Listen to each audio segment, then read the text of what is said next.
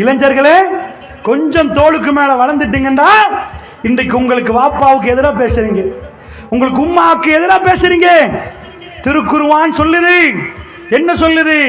அவங்க ரெண்டு பேரும் வயோதிபத்தை அடைஞ்சா, உங்கள்கிட்ட வயோதிபத்தை அடைஞ்சா அவங்க பேசுறது உங்களுக்கு ரொம்ப கஷ்டமா இருக்கு. ஏன்னா நீங்க கொஞ்சம் வாயை போடாம இருங்களேன். யாருக்கு? வாப்பாக்கு. ஏன்? வாப்பா பேசினா எரிச்சலா இருக்கு. எந்த வாப்பா சாப்பிடாம பாட்டா செருப்பு போட்டு பெருநாளைக்கு ஷூ வாங்கி தந்தாரோ அந்த வாப்பா பேசுறது எரிச்சல், காதல கைய வைக்கிறது, அவசரமா ஓடுறது, இவர் பேச்ச கேட்கலுமா, தொண எப்ப பார்த்தாலும் பிரச்சனை. உம்மா பேசுறது எரிச்சல். அல்லாஹ்வுடைய நல்லடியார்களே, இளைஞர்களே, இந்த தீனுக்குள் நீங்கள் நுழைந்து ஈமான் நுழைந்தால் அல்லாஹ் குர்ஆன்ல சொல்றான், வலா தகுல்லஹுமா உஃப், அவர்களுக்கு சீ என்ற ஒரு வார்த்தையை சொல்லக்கூடாது. அதாவது அவர்களுக்கு கவுலன் கரீமா, சங்கையா பேசணுமா. வலா தன்ஹர்ஹுமா, அவங்களை விரட்ட கூடாதாம்.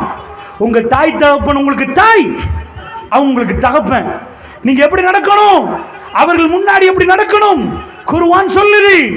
நீங்கள் எப்பொழுதும் தாய் தகப்பன் சொல்ற அவர்களுக்கு அந்த மரியாதை இருக்குது. இளைஞர்களே, மரியாதை செலுத்துங்க. நான் சொன்னா செலுத்துவீங்களா? ரஹ்மான் சொன்னா செலுத்துவீங்களா? அல்லாஹ் ஜல்ல ஷானுஹு வ தஆலா எதை சொன்னானோ அதை ஏற்றுக்கொள்றதுக்கு நம்பிக்கை வேணும். அல்லாஹ் சொன்னதா இது ப்ரூஃப் தான், நிஜம்தான், நரகத்தில் போட்டு பொறிப்பான் என்று நிஜமா நம்பினீர்கள் என்றால் பயப்படுவீங்க.